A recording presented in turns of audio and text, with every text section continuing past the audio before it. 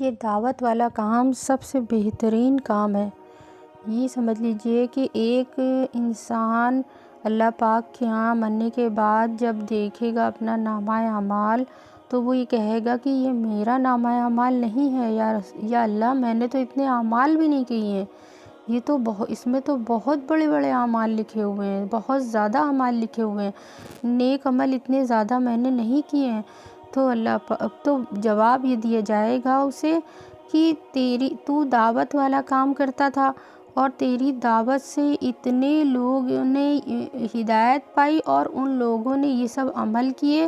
اور جو بھی عمل کرتے تھے ان کا بھی نامہ اعمال تمہارے اعمال میں جوڑ دیا جاتا تھا۔ جیسے کہ حضرت ابوبکر صدیق رضی اللہ عنہ اور حضرت عمر رضی اللہ عنہ کی مثال لے لیجئے کہ وہ دعوت والا کام صحابی کرتے تھے،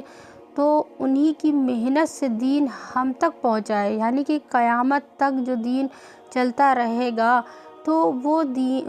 ان کا نامہ اعمال جس فرشتے نے لکھنا شروع کیا تھا وہ آج بھی لکھ رہا ہے اور قیامت تک لکھتا رہے گا، کیونکہ انہوں نے دین کی محنت کی کر کے وہ چلے گئے۔ جو بھی لوگ ہمارے اکابر جو بھی دین کی محنت کر کے چلے گئے ہیں، جن کی محنت سے، جن کی قربانیوں سے دین ہم تک پہنچا ہے، یہ سمجھ لیجئے کہ ان کا نامہ اعمال فرشتے آج بھی لکھ رہے ہیں اور قیامت تک لکھتے رہیں گے، کیونکہ انہی کے لائے ہوئے دین سے پیڑھی در پیڑھی دین پہنچ رہا ہے۔ تو ہمیں بھی یہ سب سے بہترین کام ہے، یہ کام تو ہم سب کو کرنا چاہیے، کیونکہ اگر ہم اس دنیا میں رہیں نہ رہیں لیکن آنے والی نسلیں اگر ہماری وجہ سے ایک دوسرے تک دین منتقل ہوتا چلا گیا تو انشاءاللہ تعالی ہمارا نامہ اعمال میں بھی قیامت تک اس کی نیکیاں لکھی جائیں گی۔ یہ اللہ سے امید رکھنا چاہیے۔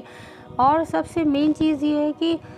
دعوت والا کام اتنا بہترین کام ہے کہ اس سے بہتر تو کوئی کام ہی نہیں ہو سکتا۔ جب ہم دنیا میں کوئی کام کرتے ہیں تو اس کا جو ہے ہمیں جب رزلٹ ملتا ہے اس کے بعد ہمیں اس کا اجر ملتا ہے، یعنی کہ اس کا پیمنٹ ملتا ہے، لیکن یہ کام ایسا ہے کہ صرف کوشش پہ اللہ پاک اجر دے دیتے ہیں۔ ہم نے کوشش کی، کتنی اخلاص سے کی،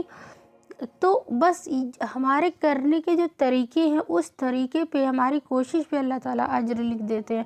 تو یہ اس سے اچھا تو کوئی کام ہو ہی نہیں سکتا۔ اللہ پاک رزلٹ نہیں دیکھتے ہیں، صرف کوشش دیکھتے ہیں۔ تو یہ ہم سب کو دعوت والا کام کرنا ہے انشاءاللہ تعالیٰ، کیونکہ اب آخری نبی آ چکے ہیں اور اس کے بعد اب نبی کریم صلی اللہ علیہ وسلم کے بعد کوئی نبی نہیں آئے گا۔ یہ امت مسلمہ کی ذمہ داری ہے کہ لوگوں کو برائی سے روکے اور اچھائی کی طرف